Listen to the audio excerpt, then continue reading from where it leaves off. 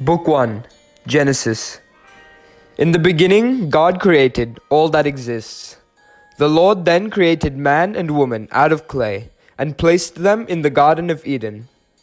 Adam and Eve disobeyed the Lord, and as a result, they were expelled from the garden. They had 2 kids, Cain and Abel.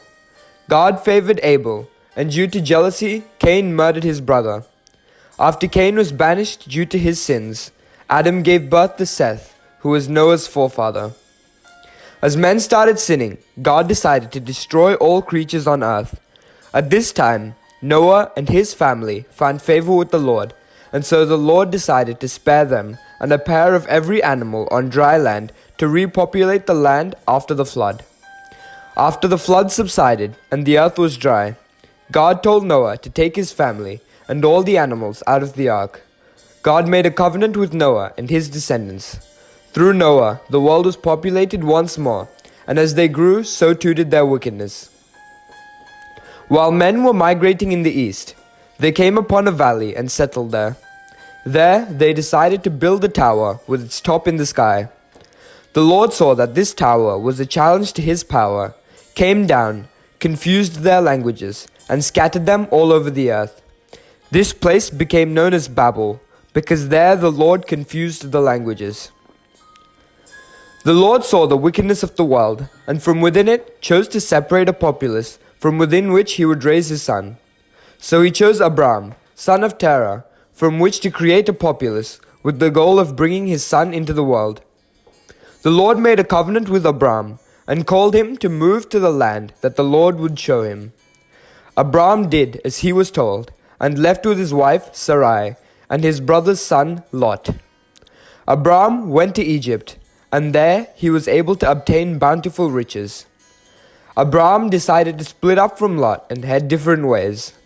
Sometime later, Abram received news that his nephew Lot had been caught up in a war that was raging nearby, and Lot, as well as all his possessions, were taken. Abram, hearing this, mustered an army and went in pursuit. He recovered all the possessions and brought back Lot, as well as all the other captives. When Abram returned from his victory, the king of Sodom went out to greet him.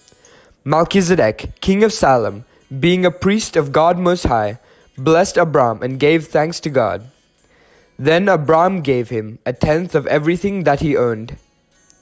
Sometime after these events had taken place, the Lord appeared to Abram in a vision promising great rewards. But Abram was worried, because his wife was yet to bear a child. The Lord, hearing his cries, promised him many offspring.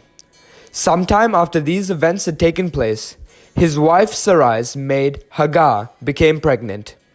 The Lord promised Hagar to make of her offspring a nation, and so Ishmael was born. The Lord made a covenant with Abram, and changed his name to Abraham, and his wife's name to Sarah. The covenant that was created ensured that all descendants of Abraham would be required to have been circumcised at birth. Sometime later, 3 men appeared at his house. After promising to gift Sarah with children, 2 of them set out to destroy Sodom. They destroyed Sodom and Gomorrah, because within they were unable to find even 10 who were innocent. The Lord acted upon his promise and gifted Sarah with a child at her old age. In accordance with the Lord's will, Abraham named him Isaac. God, to test Abraham's faithfulness, ordered him to sacrifice his son Isaac on the mountaintop. As Abraham was about to kill his son, a messenger of God came and stopped him, and blessed him for his faith. Abraham instead offered a ram to the Lord. Abraham had reached an old age, and so called his servant to set out towards his hometown to pick out a woman who would be his son Isaac's wife. The servant did as he was commanded, and following a revelation from God, met Rebekah, granddaughter of Nahor. Rebekah went and married Isaac. After this had taken place, Abraham passed away.